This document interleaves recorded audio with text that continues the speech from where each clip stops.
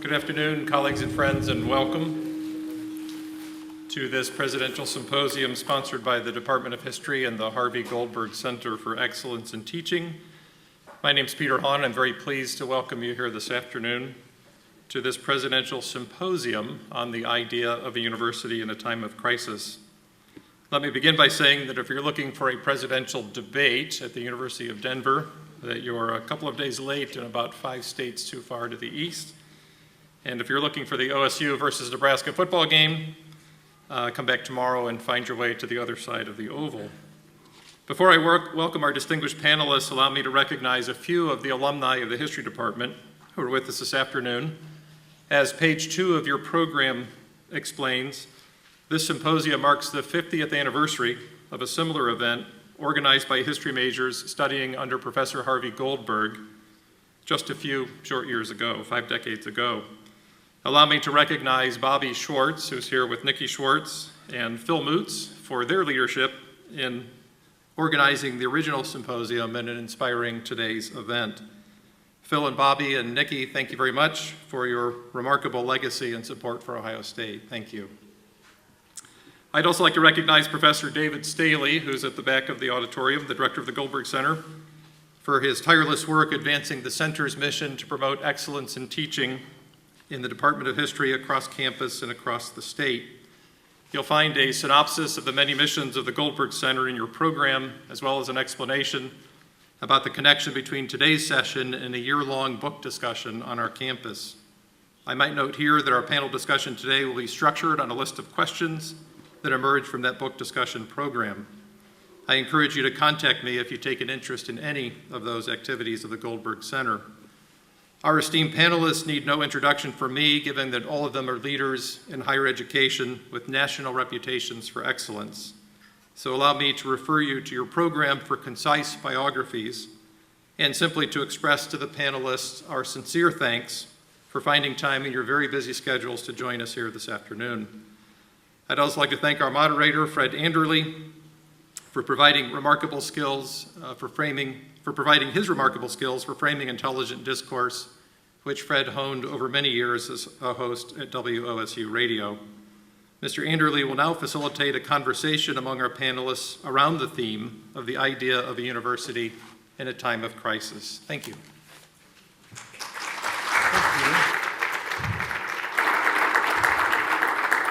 Thank you, Peter. Thank you for coming. Of course, you all recognize the president of the Ohio State University, Gordon Gee, J.B. Milliken, president of the University of Nebraska, Joan Leitzel, former president of the University of New Hampshire, and closest to me, Harvey Perlman, is chancellor of the University of Nebraska at Lincoln. Well, first of all, I'd like to examine this idea, this word crisis. We have a time in which state government support for universities is diminishing, although apparently, J.B., not so much in Nebraska. Tuition costs have risen so high that many students graduate with a mountain of debt. There are private, for-profit universities enrolling hundreds of thousands of students that are competing with the traditional universities. Universities are criticized for not operating sufficiently like a business and also for operating too much like a business or corporation. Some critics charge that faculty tenure is on the way out, and universities are also criticized for slighting the liberal arts in favor of becoming job training institutions. This is what we hear. But is this a crisis, or is this just business as usual? J.B. Milliken of the University of Nebraska, what do you think? Well, you gave all the litany of charges that I was going to use as examples of why we might be in a crisis today.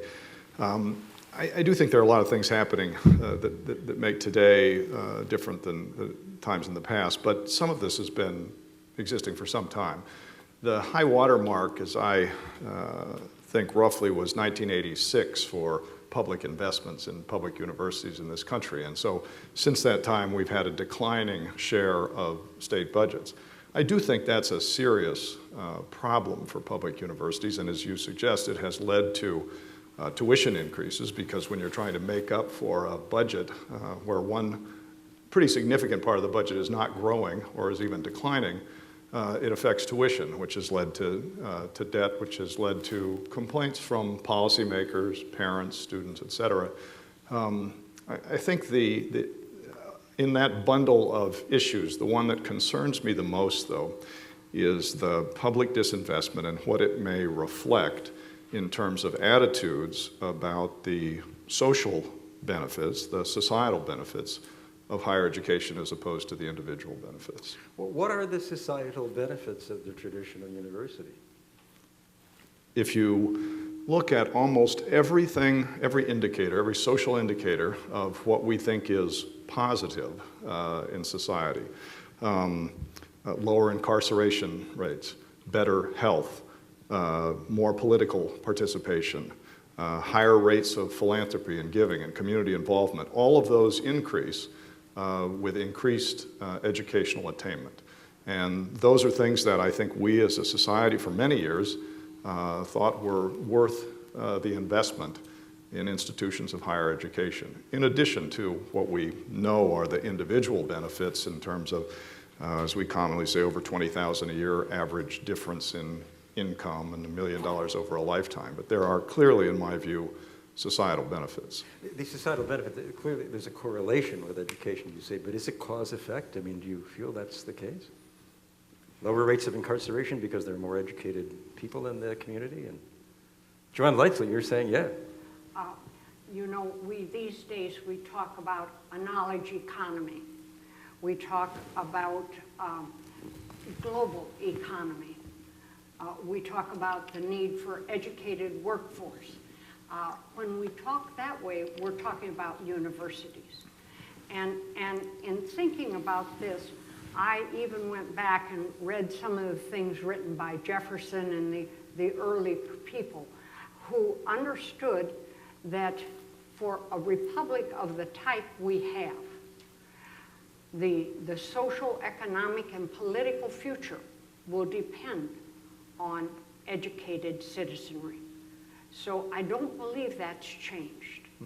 We have private, for-profit colleges, hundreds of thousands of people, some of them online. The University of Phoenix, very controversial. Some of them granting PhDs online. Walden University, PhD in something called professional psychology. Is the move inevitably toward these private for-profit universities? And would we lose anything if the traditional university failed? Well, many of us have served primarily land-grant institutions, and so we're remembering that 150 years ago, the Morrill Act was passed with pretty clear purpose, one of which was to provide access to education for the sons and daughters of the working class, as the document said, to combine the practical arts with the liberal arts, and so forth. And I still value those purposes very highly. I like this quotation by John Sperling, who is the founder of the Apollo Group, which runs the University of Phoenix, the online university that has more than 300,000 students. He says, "This is a corporation. Coming here is not a rite of passage. We're not trying to develop students' value systems or go in for that expand their minds BS."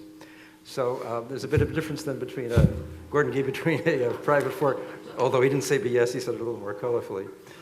A difference then between the traditional university and the private. Well, I think that's of all the things that I generally sleep like a baby, even through all the kinds of issues. But I think that the one thing that is I've thought about a little bit that does give me a lot of pause, heartburn, is the whole issue of the online educational experience and the MOOCs and all the things that are happening here.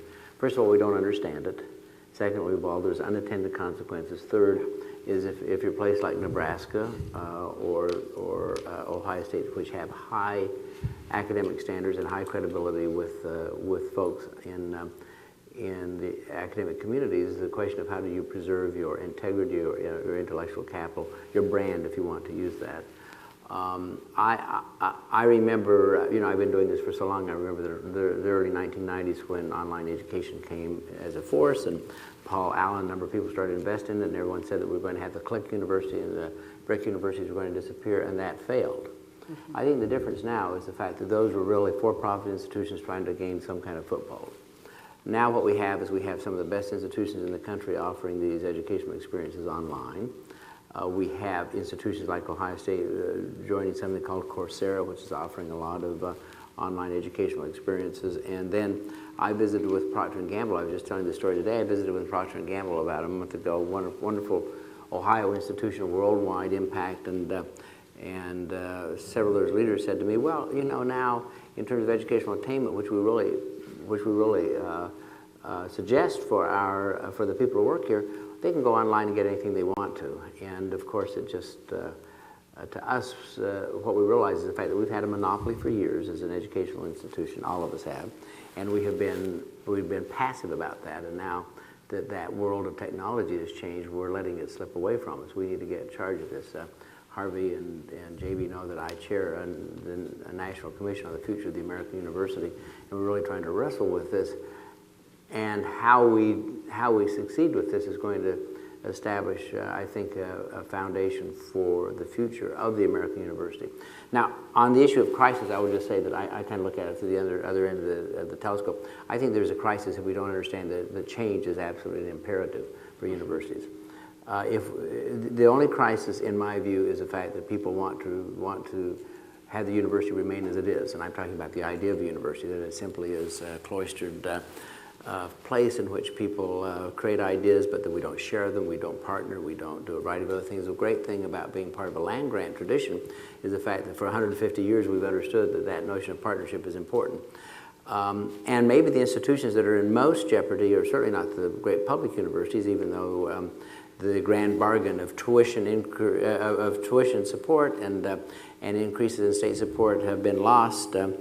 I think that the institutions that are in most jeopardy are the small tuition-driven liberal arts institutions. I think that they may already be in the rearview mirror. They may already have passed their time, and it's just a matter of time before a number of them have to be consolidated. Some of them, in fact, have been purchased by private for-profit corporations and turned into for-profit colleges, right? That is true. But if one thinks about the strength of the American higher education system, Fred, my view is the fact that our strength is not that we become amalgamated, but the fact that we have large and small, and public and private, and Mormon and Catholic, and we still have the best higher education system in the world, and it is due to the fact that we have choice and diversity.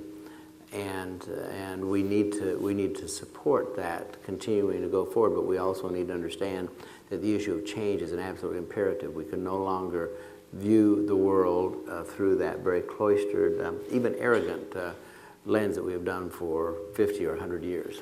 Well, Harvard business professor Clayton Christensen, he says in his book, The Innovative University, he says, quoting him, "Universities hang on to their past practices to the point of imperiling their futures. When reduced budgets force them to cut costs, they trim, but they rarely make hard trade-offs. Nor do they readily reinvent their curricula to better prepare students for the increasing demands of the world of work. Paradoxically, they respond to economic downturn by raising prices." He says, from a marketing standpoint, this is slow institutional suicide. Harvey, yeah. What do you think? True? Some. You know, there's truth in a lot of this stuff, and I'm probably part of the crisis because I think universities do an awful lot of things well, and they should continue to do them in that way. I also don't find the University of Nebraska particularly resistant to change at the margin. They're not dramatic changes, but I don't know that that's necessarily something that's beneficial. I mean, I see it seems to me we're often too self-focused. I mean, I think the crisis is not in higher education particularly. I think the crisis is in the country. We're not making investments in higher education, but we're not making investments in other infrastructure. We're not making investments in research. We're not making investments in all of the things that this country will need to be successful. So, you know, the focus on higher education says, well, we shouldn't increase tuition. The reason we're doing that is because of public disinvestment, and a philosophy that the value of higher education is a private good and not a public good, and therefore the public has no interest in it. You know, at some point, it seems to me you have to just stand still and say, look, this is, you know, we've done the best we can. This is a pretty effective system of higher education that we've got, and our only two choices are to drop quality or increase price. And it's the country's decision about which direction we'll go, neither one of which I think is beneficial to the country as a whole. If we could only get the Russians to put Sputnik up again, we'd be in great shape. Well, do you agree, when Gordon Gee says, look, we need to reinvent the universities, is one quote I have here from the president of the Ohio State University, and changes need to be made. Do you agree with that? And so specifically, what are the changes that need to be made? Well, he's advocating change, I wasn't. But I mean, there are some changes. Clearly, I mean, you can't ignore information technology and the ability to increase the capacity of a faculty member's influence over students through that device. But I don't think you look at it as, but I think you have to look at it that way. It's not that you can get rid of faculty to use information technology as a substitute. It allows faculty members to expand their influence over a broader segment of students, and therefore is more efficient. I mean, I've made 12 budget cuts in 12 years as chancellor, some fairly significant, some modest. I would tell you that every cut I made from 2001 until 2007 made my university better. But I can't say the same for 2008 to 2012. At some point in time, you just got to hold the line. Excellence completely. Well, yeah. No, but you know, I mean, I think that's the issue now. I'm a great believer in growth. I mean, I think that what we have to do, but the way that if we keep ourselves in the same normal structure, this will be my case. If we keep ourselves in the same normal structure, which is what I call the grand bargain. You raise tuition, hope for state support, and then you hope that things will pull together. That is a formula for disaster for the American university now. We've got $1 trillion budget deficit. We've got $1 trillion in deficit out there for student loans. And when that bubble bursts, and by the way, it's going to bubble with the for-profit institutions dramatically, we're all going to go down with it because of the fact that it's like the housing bubble. The second thing is the fact that there's a squeeze on the middle class. The President of the United States decides he's going to run for president again. He announces his presidency on my campus in a Schottenstein Center, and I'd love to pull the damn plug, because the fact that he immediately started off saying that universities were expensive and this and that, and it's right on our own campus. But we have to understand that's reflective of the mood. And so my view is it's not, I do not believe in, you know, I've cut budgets as much as anyone. I don't believe in it. I believe that what we have to do is we have to generate new revenue sources. And universities are incapable of thinking that way clearly. And so what we have to do is we have to convince our faculty, our staff, our students, the people of Ohio and the people of Nebraska that we have other ways to increase through partnerships and through other activities. Our own issues, you know, I mean, we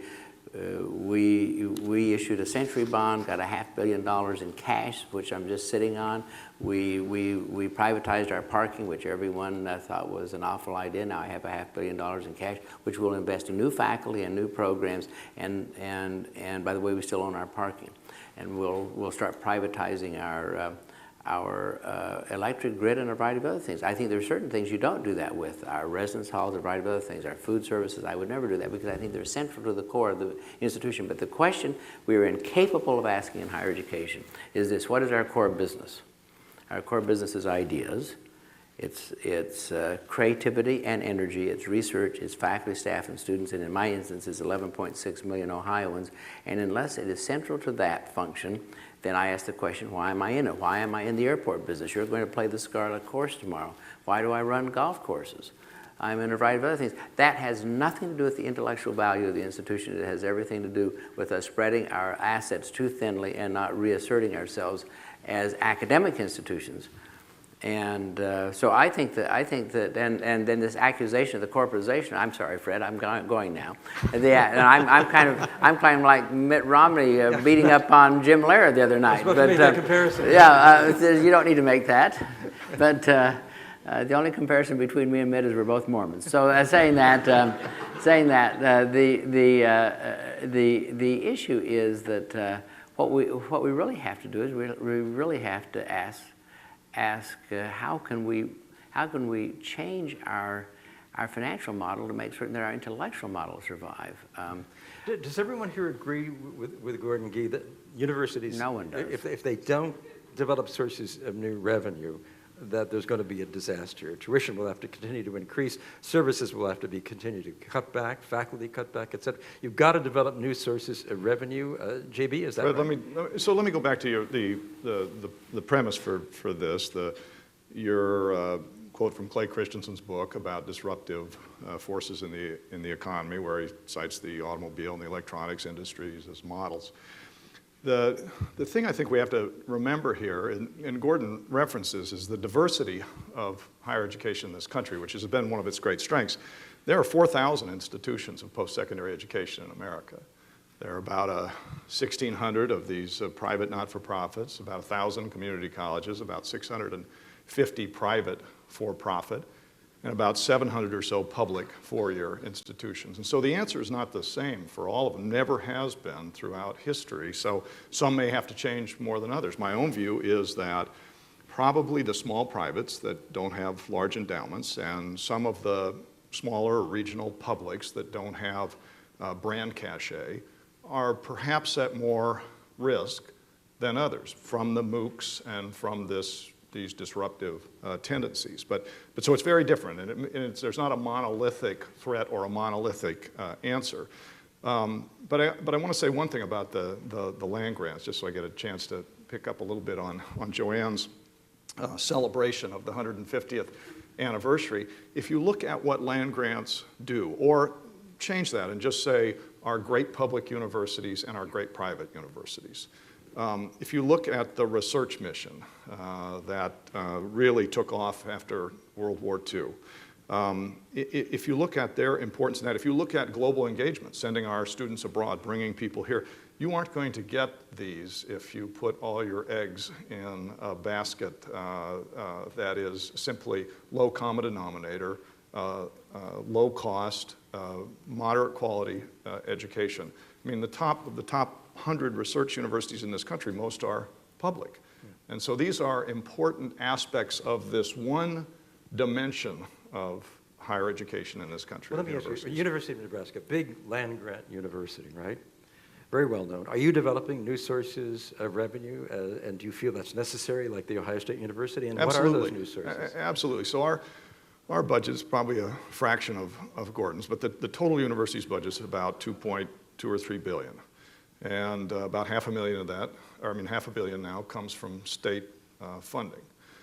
So a lot of that, rest of that budget is increasing, tripling of federal research over the last decade, of new auxiliary enterprises, of new public-private partnerships, research park, urban villages. For example.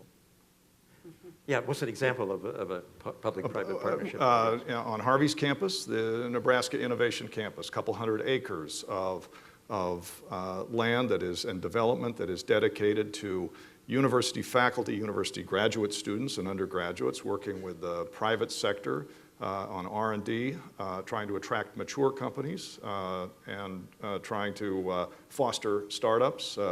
Last year, Nebraska was in the top 20 in license income in the country for R&D activity, intellectual property at Nebraska. That is something relatively new to large public universities. I've toured companies in Lincoln and in Omaha, started by very recent graduates, now employing 50, 60, 70 people there. They are hiring our undergraduates, they're locating on our technology parks. That's a new development and a new source of economic activity in the region, but also potential revenue for us. There's some, yes, I mean, I'm not sure research parks are going to generate a lot of revenue, but it'll create some partnerships. He's trying to lower the bar right now. Exactly. You know, I thought that was my metric for success for next year's annual evaluation. No, I would agree with Gordon. I do think you have to look at what's core at the university and get rid of the rest. I may not agree with you on what is core, and we're trying some things. I'm trying to privatize our student health center. We don't have a medical school on our campus, and so I'm hoping that a private sector company will come in and build us a new student health center and manage it for us, because I don't want to manage student health. I'm not sure about residence halls. I think there is a need for first-year students, and I know you've just gone to sophomore students. I'd love to do that, but I can't. a need to have student housing as a core university function, but realistically, after they're upperclassmen, they're gone anyway, at least at our place. They're out somewhere in the community. So we're trying to encourage private sector companies to come in and build housing around the campus, so at least we can keep them close to the campus and generate some revenue off it as well. Now, these are all changes that frustrate some people and offend others. So in that sense, change is hard, but you got to look at that stuff. We could look at our athletic department. I mean, this would provoke, I suspect, the most reaction. We look at our athletic department. What do? They sell everything. They sell who can sell soda pop and all the signs and everything. I don't know why you couldn't have the Pepsi Department of History. Really? Seems like well, for the right amount, I suspect even the history department would vote for it. The Pepsi Department of History, the Amazon Department of History. There you go. Well, that'd be the Amazon Department of English.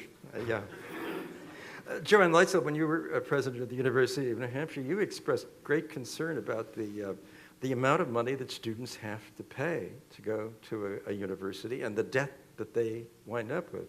Now, look, if I'm a high school student thinking of going to college, and I can look at these for-profit universities, so-called, job training institutes, and I can say, well, I'd like to be an electrical engineer. I can go to DeVry, and I can spend a lot less money than I spend at The Ohio State University. So how do you get around that? How are you going to keep those tuition costs low? Well, I think that that's part of the challenge that we're talking about, because access to education is a mission for universities like ours. And right now, what do we have? Almost 80% of the undergraduate students in the country are in public institutions. So I'm not willing, and I don't think the others are either, to let state government off the hook on this, because the university is a partner with the state, and that's how it reaches a lot of the people. On the other hand, it seems to me that we should recognize, and we don't always give visibility to, the fact that universities are very innovative places. It's in the culture of universities to solve problems. And these days we have some problems we haven't had. But at any given point in the history of an institution like these, you can find times that you might call crises, but times of great challenge, because the road is sort of rocky. But if you look in any of these universities, you see constant innovation. Technology is causing it on a day-to-day basis. We teach, it has changed what we teach, how we teach, who we teach. And you'll see in any given department, look at the history department here, very creative ways of engaging students in learning. Far more attention to the international experiences of students, because theirs will be a global world. You just go down the list. Faculty are now engaging undergraduates in research activity, and more combining the missions of research and instruction and public service, so that each serves the goals of others. So it's not like all of a sudden we're waking up and we think, oh, we've got to make some changes. We have tradition of change, but these are different kind of challenges than we've met at other times. You spoke of New Hampshire. New Hampshire, each of our states has a culture that influences education and how it's done. New Hampshire is live free or die, which means no state money for anything, among other things. And so of course you do worry about that there, but you do want the public to be part of the funding and the creation and implementation of change. Well, part of our title is the idea of a university. And if I were 18 years old and coming out of high school and I said to one of you, why should I come to a university? what's in it for me? I can go to a private for-profit, I can learn my trade. What is the essence of, what are you going to give me that if I don't go to the university, I'm not going to experience? How is my life going to change? How is my mind going to change? What are you about here? And I think that among us here, there are people who have passionate responses to that. I agree. We will continue to need a rich mix of types of institutions because we have a rich mix of people and goals for their education. But a university needs to be distinctive in what it offers. And we do believe that a research university can engage students in discovery in ways that serve them going forward differently than a technology training institution. Not that that may serve some people well, but the leadership of the nation will come from the people who are educated as problem solvers, as fluent and creative people. But You know, I'm the 18-year-old student. Why should I come to the that's Ohio State easy. University? That's easy. Yeah. Two things. One is the fact that I shouldn't say it's easy, but I think it is eminently the issue. I watch the Big Ten Network, as do these guys, and about 4:30 or 5 o'clock in the morning, every time comes on this young lady. She says, "I'm in my pajamas and I'm getting a college degree." I would love to rip the damn television off the thing and tell she is getting something, but it's not a college degree. What is she? She's getting some kind of a certification. And so the essence of the American university, when we fundamentally boil it down, is the fact that it is about creativity and energy, but it's also about putting people together in some kind of a format in which that happens. One of the reasons we're moving, for example, Harvey, to sophomore housing is not about housing sophomores. It's about the fact that I think the most important teaching learning that occurs is when people are closely bounded together. You know, my time at Brown, my time at Vanderbilt really taught me that that's one of the advantages of the highly selected private institutions is the fact that the most important teaching takes place not in the classroom but outside the classroom. And so here at this institution we have them in class for 18 hours a week, but we have them on campus for 168 hours a week, and so therefore we have to provide that kind of boundless creative energy that occurs from them being with each other.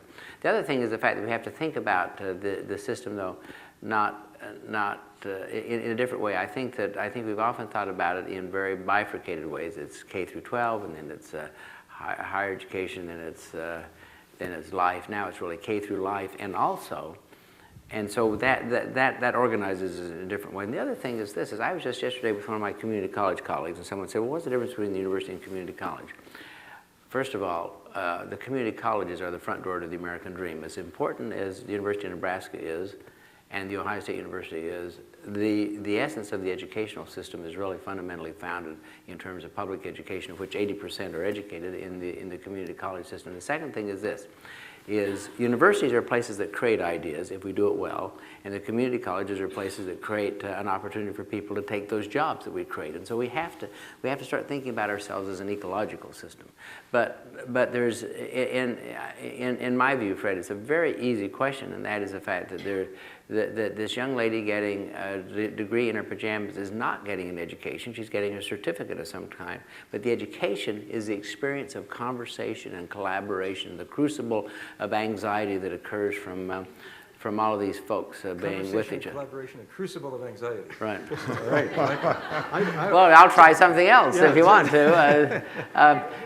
Can I say something about Joan's comments, though? I mean, first of all, you're talking to two folks. There are two institutions that have been relatively blessed in terms of what has happened in the economic tsunami. Both of us. Now, your budget, I'm amazed that half of it comes from the state. Those Nebraska. No, half of it doesn't. It's less than a quarter. $500 million out of 2.2. I'm sorry, I misunderstood that. Anyway, that's a lot of money. About 8% of our over $5 billion dollars come from the state. We want to preserve every part of that, but what we have to do is I think we have to think about a different relationship. First of all, the partnership with the state really has to be one in which we think about a freedom agenda. If you take a look at the anxiety that we have, The federal government imposes a great number of requirements without any kind of support. They just escalate our costs. The state government's very much the same. Our own board of trustees in a Sarbanes-Oxley world, they say, well, gee, why aren't you running it this way? So they add that kind of requirement. But the greatest bureaucratic impediments we face are our own selves.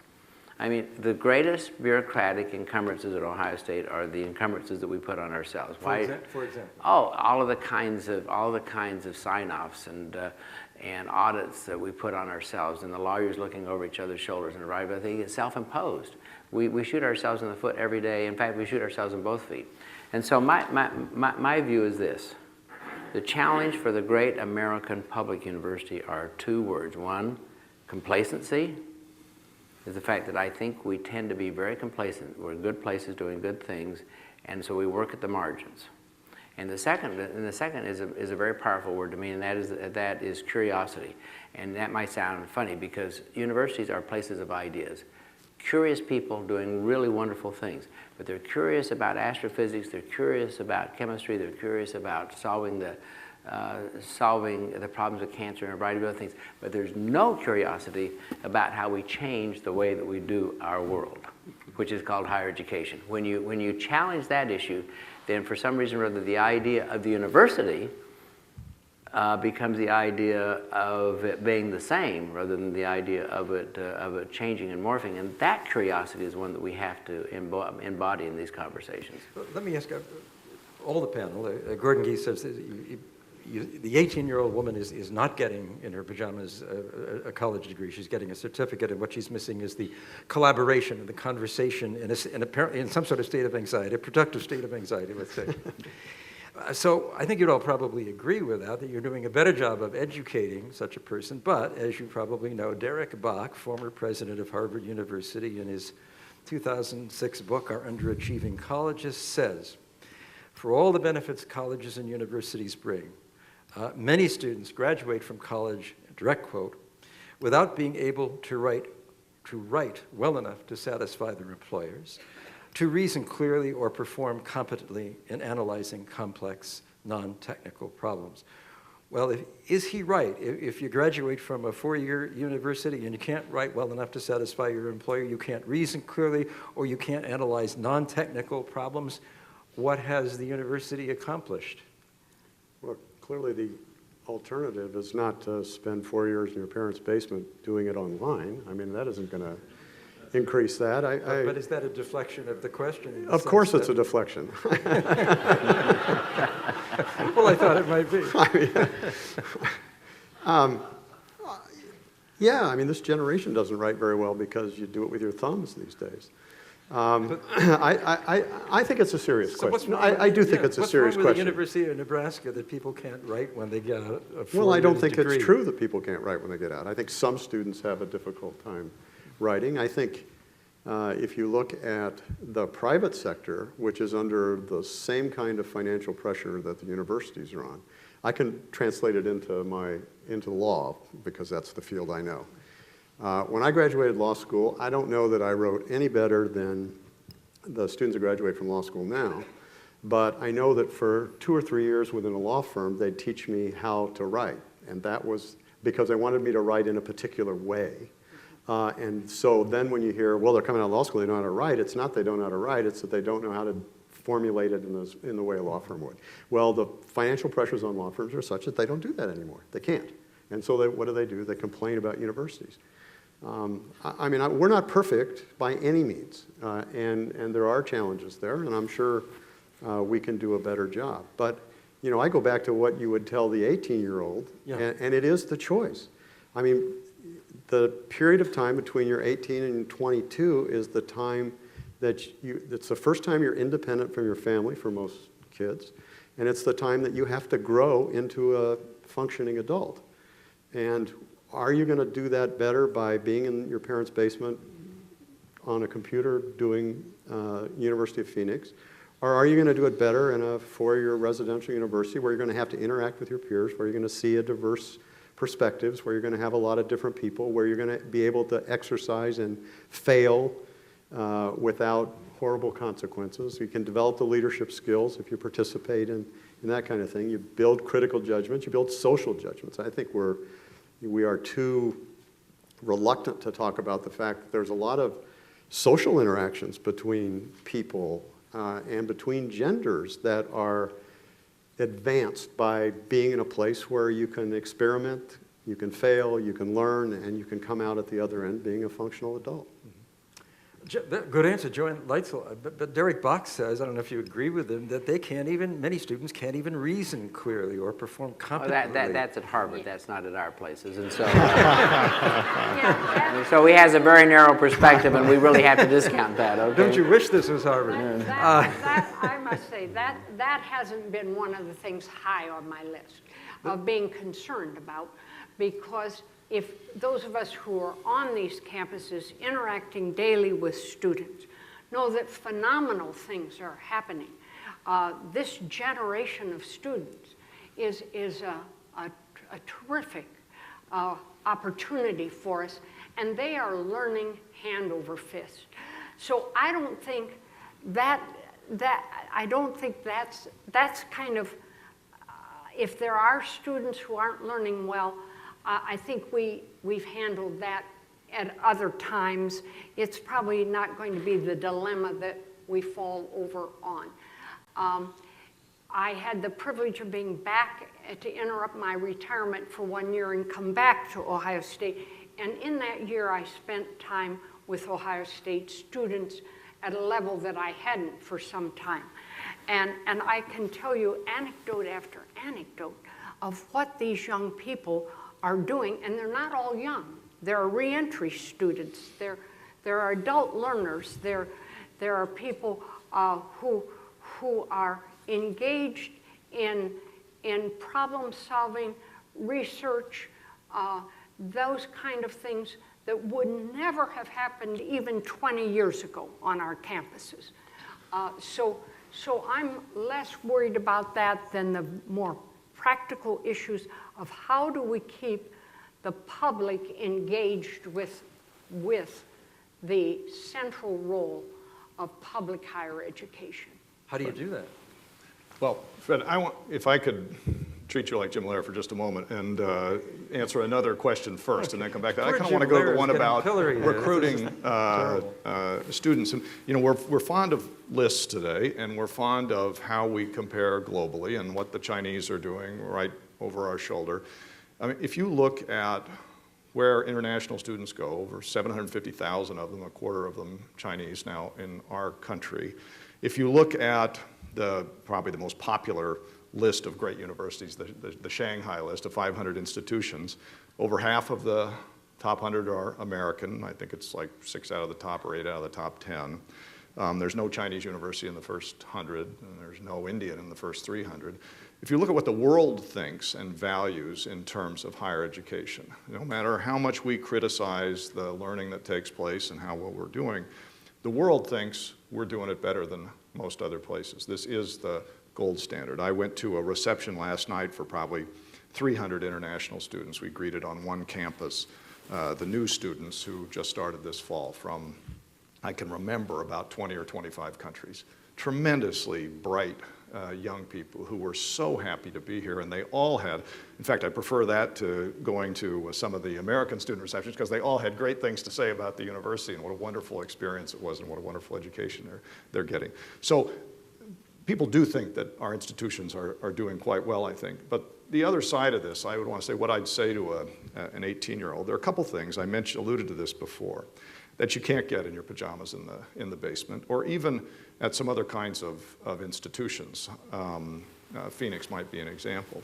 But these land-grant universities were built around the idea of addressing the big challenges in agriculture and environment and now energy and so many issues that I think people are concerned about and ought to be. And you can be a part of an institution that really is organized around solving some of the great challenges, ridding disease, food security that face the world. I think that's an exciting prospect for an 18-year-old, and those that I talk to think it is as well. The influx of talent. These institutions are talent magnets, and part of this socialization is with people from around the world. We have 3,300 international students. It's a tremendous opportunity for our students to live and study and work with students from China and Iran and Brazil every day. And that's an experience that they get typically at large universities like ours, at many of them, that is, I think, going to be irreplaceable in a global society where I want graduates, I want undergraduates to leave our institution with a much deeper understanding of the world, its complexities, its nuances, its cultures, its religions, than my peers and I did when we left the university. Well, you know, Gordon Gee says that's all very good, but he also says, look, you're your own worst enemy. These land-grant universities and other public universities and private universities, you're hidebound, there's so much red tape, so many things you put yourself through, you're not willing to look at real change. Do you agree with that? Do you plead guilty to that? I think that there, you know, we could, I started to say this initially, that whether you call this a crisis, I'm kind of with Harvey on this. I think I wouldn't call what we're facing today a crisis. But if you go back in history and look at different points, you look at the early 60s when there was the predecessor conference held here, or about that same time when Clark Kerr delivered his set of lectures that led to the uses of the university. I mean, these were significant changes in the idea of a university. This is not a static idea from Cardinal Newman on. These institutions, I think, have evolved. Now, I think at our peril, we resist the impulse to keep current, to keep looking at how we can improve, to keep looking at how we can increase other sources of revenue. One that we didn't mention, which is important at Ohio State today, is private development. You've just kicked off a huge new campaign. That's a relatively new phenomenon, last generation or two, in public universities in this country, and it's an important one. So I think there are changes that are taking place all the time, and technology is introducing a new and faster paced set of challenges for us that we need to take stock of.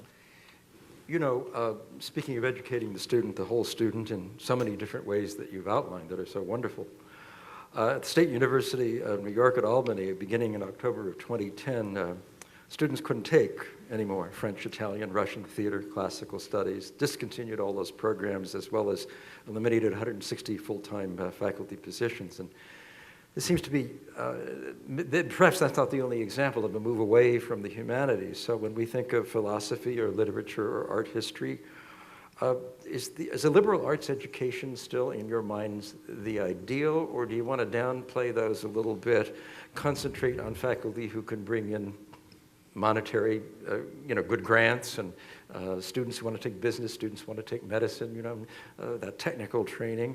What do you think of the humanities and this discontinuation and this devaluing of the humanities at some universities? Well, I mean, I'll just be very clearly on the record. I think the humanities, I think the social sciences, I think that the liberal arts remain at the core of the institution. I think that the challenge is to figure out how they can partner more readily within the institution themselves.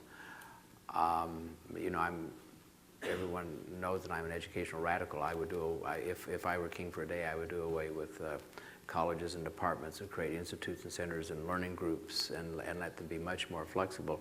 And I think the humanities would thrive in that kind of an environment because of the fact that they would be more engaged in the life of the university rather than in the life of particular programs. So I think, so my view is that the humanities, the liberal arts, if we want to call them that, clearly are absolutely at our core, but they too have to join the human race. And in doing so, that requires a significant rethinking of the nature of the kind of work that they do. I would not only agree with that, but my experience is that, feel very strongly about the liberal arts. My experience is that their faculties are more resistant to change than other areas of the university, and that's maybe the range for change is not as great. I don't know, but since I'm at Ohio State and not in Lincoln, I can say every once in a while I wandered around the hall saying, "Why are we teaching foreign language when you can do it at a Rosetta Stone for $150?" I mean, we ought to be teaching French culture and Spanish culture and all the kinds of things that you can't do, but I don't think we do a good job of teaching foreign language. I think you got to send them to France for 6 months. You can do it cheaper than what we do. You know, where I think the resistance often is, and I see it in my own institution here, and it's something that we really have to address and we have to be honest about, and that is the fact that it's not within the humanities or within the social sciences or within engineering, whatever, is the fact that we have a bifurcated culture in universities. There are those who are over 50, they want the university to remain exactly the way that it is, and then our younger faculty. We do a tremendous job of hiring some of the brightest, most able people in the country. They come in, young faculty members, they come in. One of the reasons they come to Ohio State is the largest academic cafeteria in this country. I mean, there is more opportunities to grow and morph and develop and create programs across the spectrum of this institution any place on the face of the earth. And then someone over 50 whispers to them, but you won't succeed unless you follow a very narrowly defined path. And that's the reason we have to change our culture. We have to change the way we reward and recognize faculty. We have to change the structures of the institution.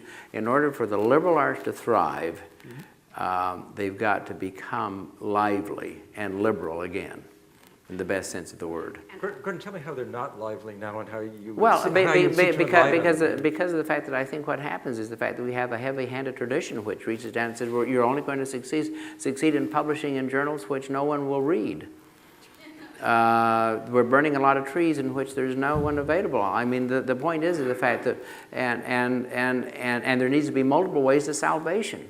In our Department of English, we have a fabulous Department of English, 104 faculty members. I guarantee you in there are some faculty members who teach better than anyone on this campus. There's some people who write the great American novel, and there's some people who should never see students. But yet they're going to contribute. But as long as we make everyone a McDonald's hamburgers and try to treat everyone the same in terms of rewarding and recognizing and developing a structure, we are going to fundamentally fail because the new faculty member who comes in is going to become cynical and disengaged because of the fact that they do not have an opportunity to grow within the institution and change over time in order to meet the desires of their own academic life. Let me ask you if you agree with this statement. Ohio State University English professor Frank Donahue in his book, The Last Professors. He says market categories of productivity, efficiency, and competitive achievement, not intelligence or erudition, already drive professional advancement in the academic world, even in the humanities. He says running in the publication race that now determines tenure decisions turns budding scholars into salespeople. You know, I tell the story about the fact that I had a young guy at Colorado, and I was young myself. I had a young guy at Colorado who the department really didn't want to give him a tenure because of the fact they didn't think he'd published enough. But my provost said, well, you know, we've got to think about this, and so I actually overturned the department. The department chair came to see me and said that I had ruined the quality of the department, the university, and that I didn't know what in hell's sake I was doing because I was just a lawyer. Anyway, 5 years later, that guy won the Nobel Prize for what he had won, for what he had written.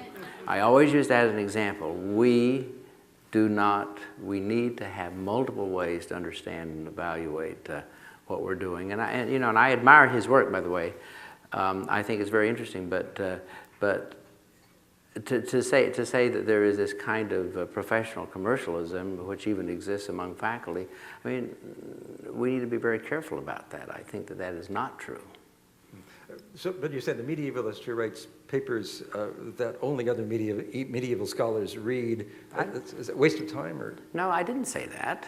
Tell me what you said. What I said is the fact that what we have to do is we have to understand that there are a number of ways for people to be recognized within the institution. If someone is reading something that only someone else, only they read, then I would say that it's not necessarily a productive scholarship. It's probably interesting scholarship. But the point is the fact that you have to have ways for people to be able to engage in scholarship which is beyond the traditional mode.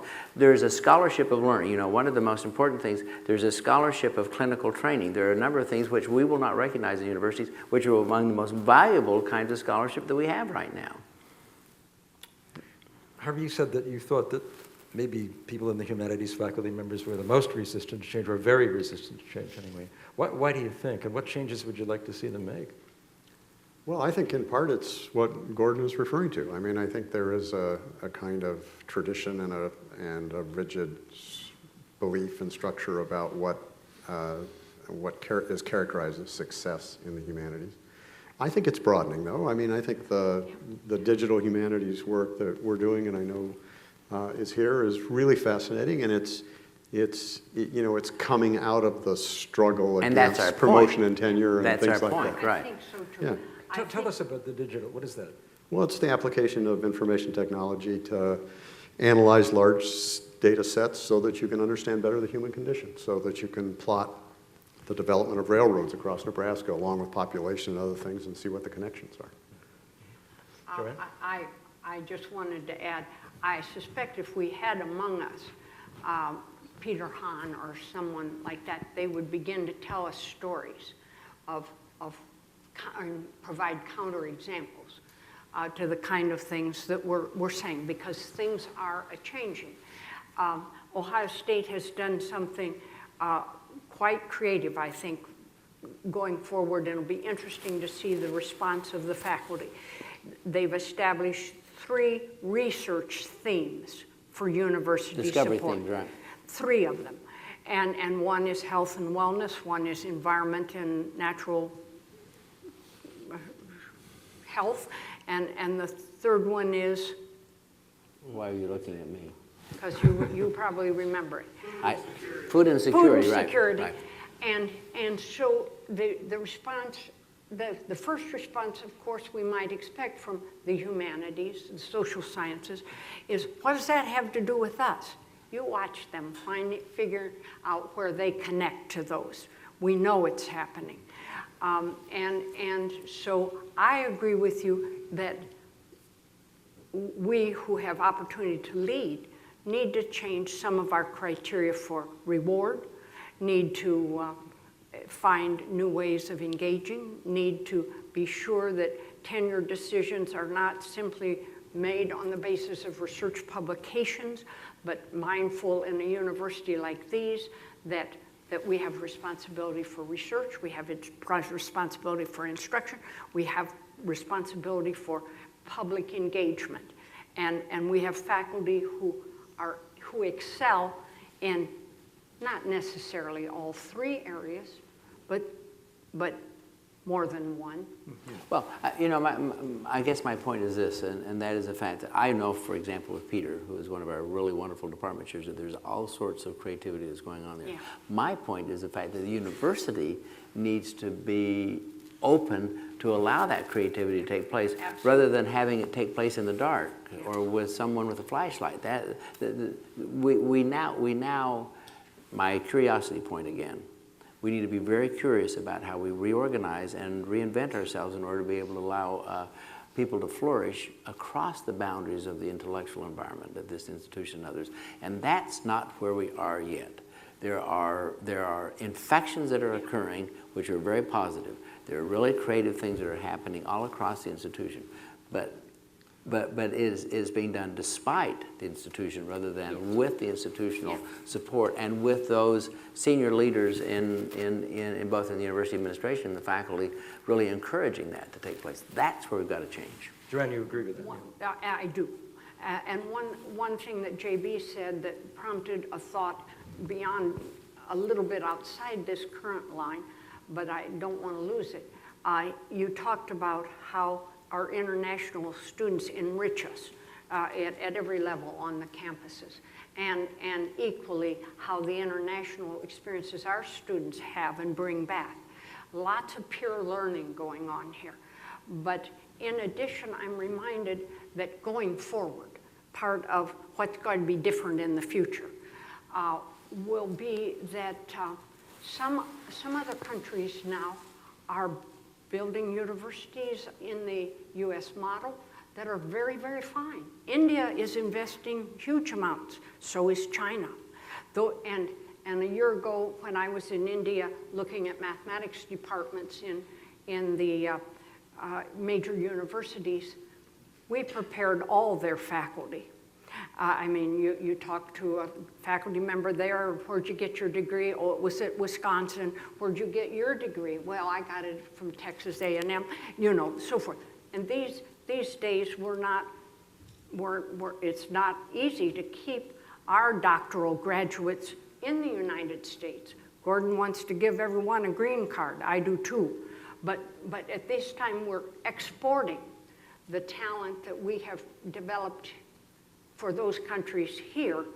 I think one of the things that will be new to us is the emergence in some of these very large countries of quality universities.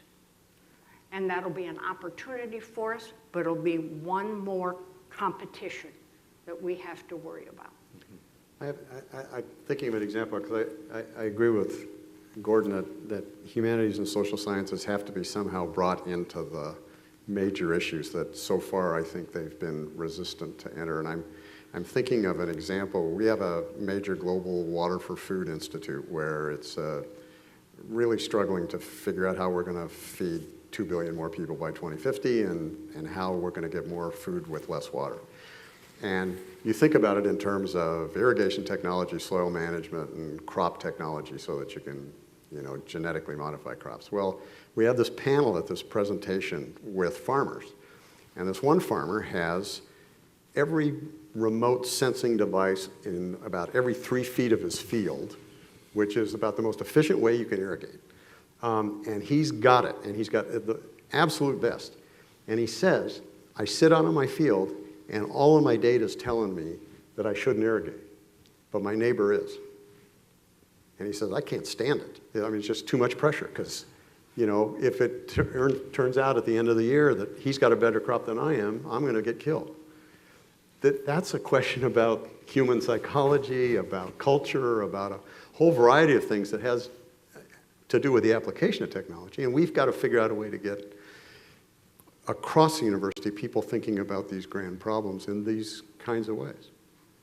Again, Frank Donoghue of our English department here, in his book, The Last Professors, cites a 2003 AAUP study, which says that tenured and tenure-track professors are really only 35% of college teaching personnel at that point. And as that number is falling, said the survey, 65% of the teaching was done by adjuncts, to the students, others, freeway flyers, often paid very little with few or no benefits.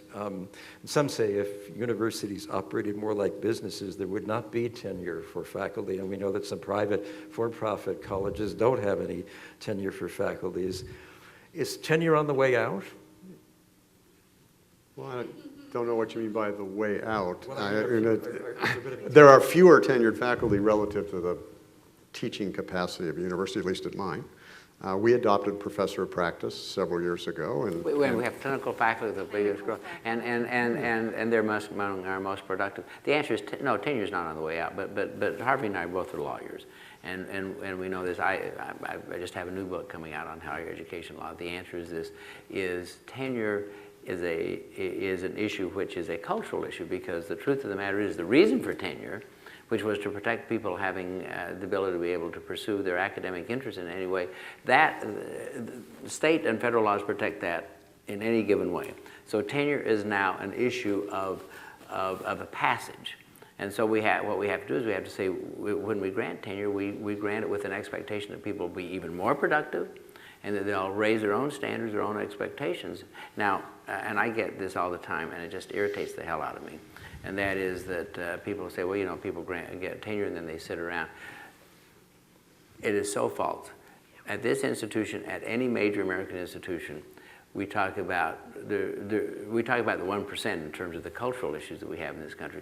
Well, there may be 1% of our faculty, as with any human condition, who don't fulfill their expectation. 99% of our faculty more than fulfill their expectations. So tenure is just another way of us saying that we appreciate what they're doing, and we value what they're doing, and it's an opportunity.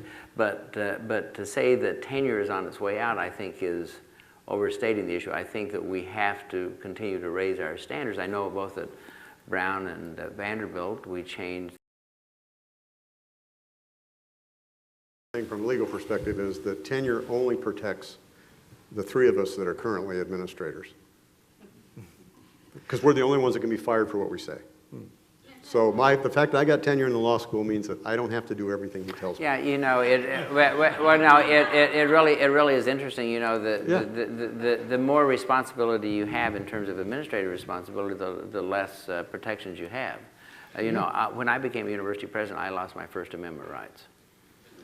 You know, Fred, I think this is part of a bigger issue that you were getting to with the last This question. follow-up question here. Hey, listen, we want to talk about the stuff we want to talk about. We hate this stuff you're I'm going to talking about. answer whatever I want, but you go ahead. Well, not to be Jesuitical about this, my previous background, but the 2003 AAUP study, if 65% of college teaching personnel are adjuncts, the freeway flyers who aren't getting much money and usually don't have their health benefits paid, they have to pay them themselves. Doesn't that mean the colleges are becoming more dependent on adjuncts that will give fewer people tenure? Well, Because it's more economical Harvey and Gordon both to not mentioned a have to couple pay examples benefits for the and growth. to keep people teaching a full load Yeah. without having to pay benefits and other such things. They mentioned a couple of examples. One, the professor of the practice, which I think opens opportunities for individual scholars and our students. Another is the health sciences, where at our own health science campus, we have far more 5-year contracts now than we do tenure track faculty, and often those are choices made. So I do think we're seeing a shift. But I think this is bound up, the fear of loss of tenure is bound up in some of the same concerns that came from your earlier quote about the corporatization of the faculty and the measurements, the measurement of productivity and what's the basis for judgments. You know, I do think this obviously is an issue today. It's one we haven't, maybe you're going to get to it, but we haven't touched on yet. In Texas, kind of in the forefront of this, Texas A&M maybe handled it one way, University of Texas another. One of the great strengths of American higher education, all of it, is the lay governance of it. And so when people say that we have, you know, business people making demands on our institutions, well, our great strength for a couple hundred years, one of our great strengths, I think, has been this lay governance. And so, of course, we are going to bring in other attitudes into the governance of the academy. The other is, as public universities, we have a great opportunity. We go to the legislature and the governor every year and ask for funding, and we have an opportunity to articulate what we do for the people of the state and the people of the country. And if there is a concern about productivity, whether it's tenured faculty or the rest of the university, I think we need to be able to respond to that. And I think this is an area where there was a question, I think in a set of questions sent to us earlier about what's the role of the faculty in creating the idea of the university. And I do think this is an important role where the faculty need to be engaged with people like the three lawyers and Joanne up here, and that is in how we want everybody to be productive. There isn't anybody that works at the university that doesn't want to be productive. So how do we articulate that in a way that, that we know is compelling, but that will also be compelling to the people who provide support to the institution? It may not be just the way I would do it or the way a state legislature or a CEO would do it.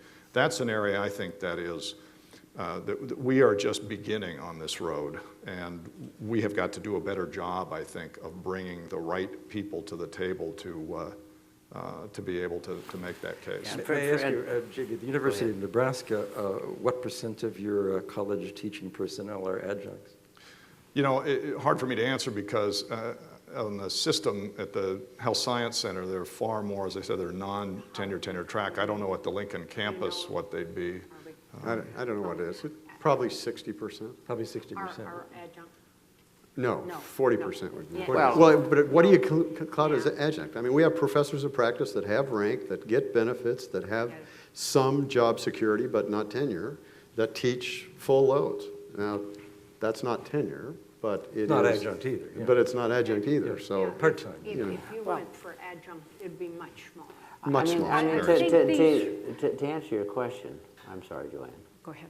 To answer your question, from my point of view, I think it is dismal what we do, that we bring people in and throw them into the classrooms and so forth.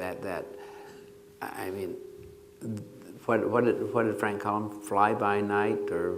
Well, they call them freeway flyers because The freeway they have to flyers. move from Well, college to college to college to make a living. Okay, but I think that's miserable. I think that that's not right. I think what we have to do is we have to think more clearly about establishing full-time opportunities for people. But that doesn't mean that they should be all tenured. I mean, faculty, the practice. I mean, for example, we went through this conversation on this campus about clinical faculty. In our medical school, if we did not have clinical faculty, we would implode. And by the way, our clinical faculty are paid better, with better benefits in some instances. So I think we need to get out of this notion that the tenure just means simply that people are recognized or valued and no one else is.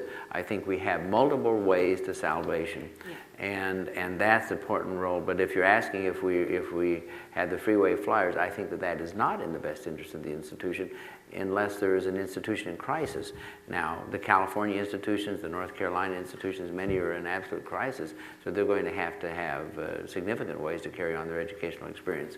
But saying that, we do need to have multiple ways for recognizing faculty. Yeah. But may I ask, Gordon, what percentage of the Ohio State teaching personnel are adjunct? You know something, I knew you were going to ask that, and I'm not certain if I could, we have about 8,000 faculty in some form or other, and full-time faculty probably about 4,000. But probably about 60-65% of our faculty are tenured. Or tenure track, right? Or tenure track. Right, which is higher than a lot of institutions, and I think that we've been pretty good about that. But I think that the answer is that is how you deal with the use of faculty and how they are recognized for that use. That's where I'm planting my flag. But you know, when I did my radio show for many years, Gordon, you were on the show and other university presidents, and just about every time a university president was on the show, a woman would call up and she would say, you know, I've been teaching in such and such a department at The Ohio State University for X 7, 8, 9, 10 years now, and I teach what would be considered a full-time load. I have to pay my own health benefits. And she said, when will I have an opportunity to be a full-time faculty? So I just wonder if this is not an issue in all universities. Frankly, you save money by not having full-time faculty.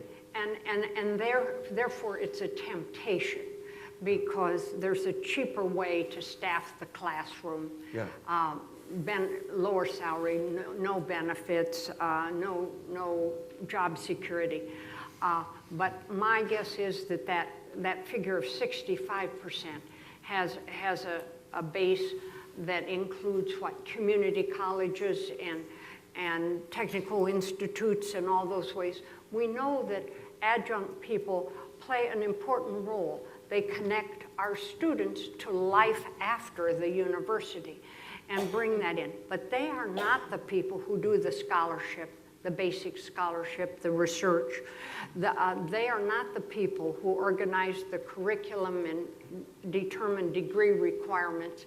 They are not the people that advise the students on program and so forth. So they have an important but different role.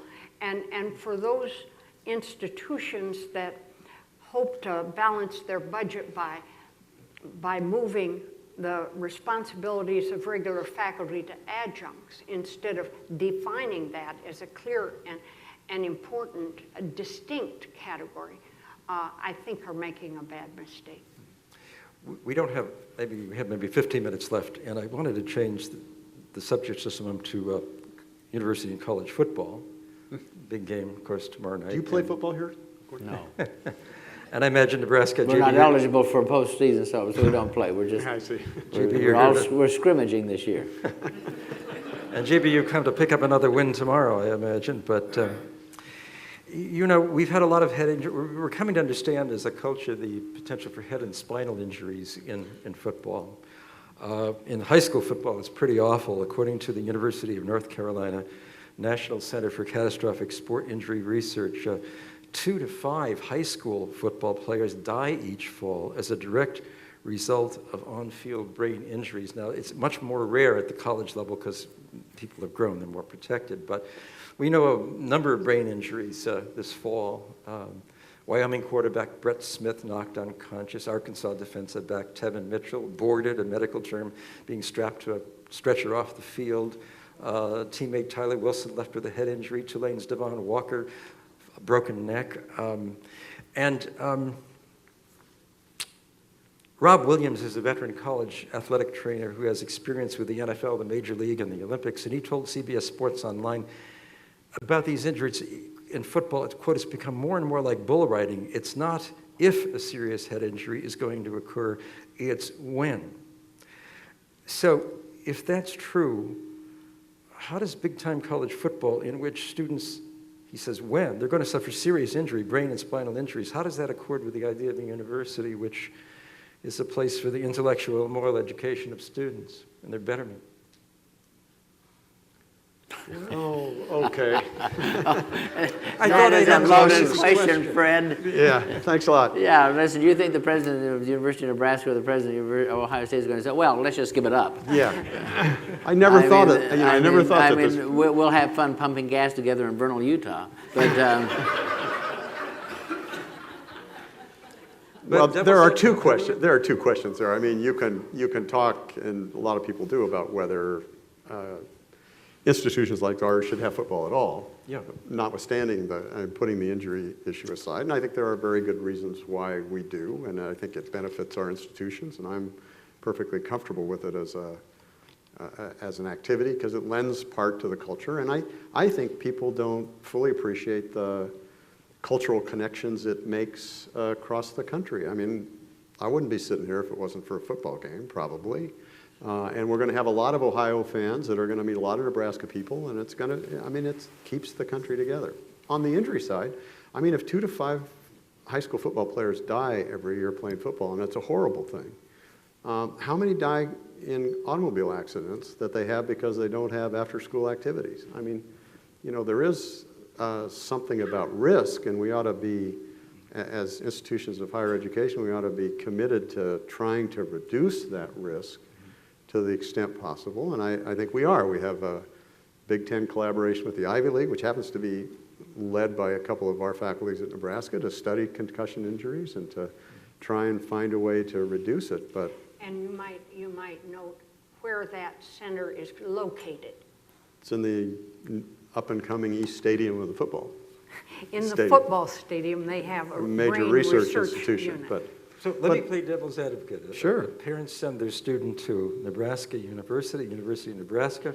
They expect them to come out healthy and whole and better educated. They go out for football. They have a brain injury. And as if this fellow, Rob Williams, the trainer, is right, it's not if it's going to occur, it's when, not to each student, obviously. That's an acceptable risk morally and in every other way. It's okay? well, I mean, I hate to be crass about it, but it is I think, a morally acceptable risk. It's voluntary. I mean, people know and understand what the risks are. If we were indifferent about it, I think we would be in bad shape, but I think we ought to be, and I think we ought to be proactive in terms of reducing those risks. But I mean, I'm sure you have a climbing wall. I have a climbing wall. I don't know how many kids fall off. Fred, you know, that's a dumb question. I don't think it's a dumb Because let me just say that, yeah, it's a dumb Gordon, no, it question isn't. because, No, it's because not. look, I mean, on my campus, we have had 3 or 4 serious injuries from kids who are walking with earbuds and who are texting and didn't notice what they're doing. I mean, we can't morally dictate that kids are going to do certain kinds of things. With the football issue, and it's the same with our chemistry labs or anything else. Don't throw football under the bus just because of the fact that it's an easy target. If what we do is we have, if we do as the Big Ten is doing, and actually Harvey leads much of this, is if we're taking serious look about how we deal with both academic and qualitative and capacity issues in college athletics, then I think that is a legitimate that's a legitimate role for a university to engage in. Well, Fred, Since- I yeah, want to Jimmy, follow yeah. up on this, though. Unfortunately, in 2012, much of what we do is try to manage risk to the enterprise. And I just had a series of meetings on this week relating to our students and faculty going abroad and what decisions we make and how nuanced they are and where we make exceptions to State Department travel warnings or CDC travel warnings. Now, these are cases where a parent could come to me and say, You shouldn't let anybody leave the campus because the risk is increased there because of this, sending someone where there's a travel warning. We have to take appropriate measures. We have to, I think in many cases, including study abroad, assess what risk there is and make decisions and give people the appropriate knowledge to help them make informed decisions, but it's certainly not risk-free. Okay. Well, since that was, I guess, a dumb question, let me ask another. I love you, that Fred. might You not know be that. quite so dumb. There are some critics. It was Gordon who said it was dumb. I know. Yeah. I understand. I thought it was brilliant, so. It was good. Gordon, I've always wanted you to tell me that one of my questions were dumb, and I succeeded today. No. Fred and I have been together for years. We know each other very well. Well, many critics suggest that, as you know, I'm sure you've heard this before, that college athletes, let's call them professionals, and let's pay them a salary, and at the end of the degree and the special tutoring and the fresh air courses at some universities, let's pay them a salary and call them professional. Your response? Harvey's already responded to this recently, I think, haven't you? It is a question frequently that we speak to, and I think it would be a bad mistake for student athletes to be other than students.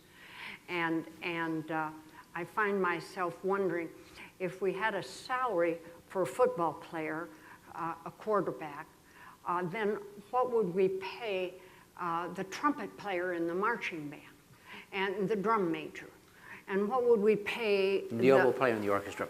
and what would we pay the star player on the women's basketball team? And so forth. I just think it's a road that if you started down it, it would be just disaster. My view is a very simple one. That is the minute that we decide that we're going to turn it into professional sport by paying for them playing football, then that's the day we ought to get out of the business. We'll just turn everything over to the NFL. We'll close down our stadiums and we'll do something else. We'll turn them into research labs. Now that said, I do think there are some financial considerations with respect to student athletes that we don't do as good a job as we could on. There was a proposal to pay, right now. That was a stipend, though. Yeah, the 2,000. yeah, right? exactly. And I want to draw a distinction between wage paying for playing and what kind of support you give student athletes when they contribute to the athletic programs. And right now we have limits on the scholarship that a student athlete can get. And I think there is room to enhance that because it's less than the scholarship that a brilliant scholar could get. So I think you have to look at that. I think you have to look at whether universities should support student athletes after their eligibility is over to graduate. I think you ought to look at the question of to what extent the university should provide medical assistance after they graduate if they are in fact injured. I mean, there are those kinds of things, but that has nothing to do with paying a wage for student athletes to play, because then they're not student athletes anymore. I mean, it's just pretty simple. We just have about 5 minutes left, and we have to be close on time here and end at 5, but any final thoughts from any of on the idea of a university, the crisis, if it is that? JB, how about you? I'll jump on that. So for all the self-criticism and the challenges that we face, higher education is still the key to individual economic opportunity in this country, and it will be the key to the U.S. continuing to lead the world economically and in every other way. Recent report out from Georgetown about the new jobs to be created over the next decade, like 70% of them will require education beyond high school, and very few states are equipped to meet that challenge. Gordon and Harvey and I probably signed a document that was released this week by the Land Grant Association. 450 public universities said that as part of the challenge for this country, we are going to educate at about 4 million more students by the end of the decade. It is so important that we take all the questions you ask seriously because we want to be at the top of our game, but we are so, these institutions are so critical. We aren't particularly that critical, but they are so critical to the future of this country and the ability of the United States to be healthy and to lead in the world, I think. Okay. Joanne, final thoughts? I'd sort of like to say ditto. In anticipation of that question, I looked again at a statement the late David Gardner, who was president of the University of California, wrote in 1999 about the global problems of that type and the role that universities have a responsibility to play. And he said this, and so I'll just share his words and echo JB's. The Western University, especially in the United States and unevenly elsewhere, has a vital role to play and a nearly unique capability to help with these problems, because most of them will require knowledge, brainpower, skilled intelligence, and judgment to solve, and at least to manage. The university of all institutions has the capacity to help define these issues, to analyze and examine them, to discuss creative ways of coping with them, and to share this knowledge and these insights not only with the young, but also with the larger society. The university is also able to do so with less ideological or political bias and with more impartiality and objectivity than any other institution, public or private. Moreover, the university is the principal repository of educated and trained personnel, of the sophisticated tools and intellectual resources needed to do the work, and of the infrastructure critical to the task. It is the institution with sufficient experience, independence, and authority to carry out its work while possessing a credible reputation in the larger society. Seems to me that the challenge for us going forward is to maintain that credibility, that independence, that authority in our institutions. Thank you. Harvey Perlman, your final thoughts. Well, I don't get up in the morning thinking that I'm in crisis or awaiting the next crisis. Obviously, there are challenges. That's what we're paid to deal with. And I think all of this kind of fades away if you walk outside, talk to this, engage with the student body. They're excited. There's a really important work we're doing. Thank you. And last word to Ohio State University. Well, thank you very much. First of all, I want to thank Peter and my colleagues in history for organizing this. And Fred, I want to thank you. You always do the superb job of moderating this and always asking scintillating questions, as you well know. and very much so, as a matter of fact. Last year, I very rarely go to away games. I went to the University of Nebraska because I heard that Nebraskans treated people with such grace and charm, and it was absolutely true. And I hope that you'll find the same here in Columbus. We are very privileged to have the University of Nebraska now part of the Big Ten Conference.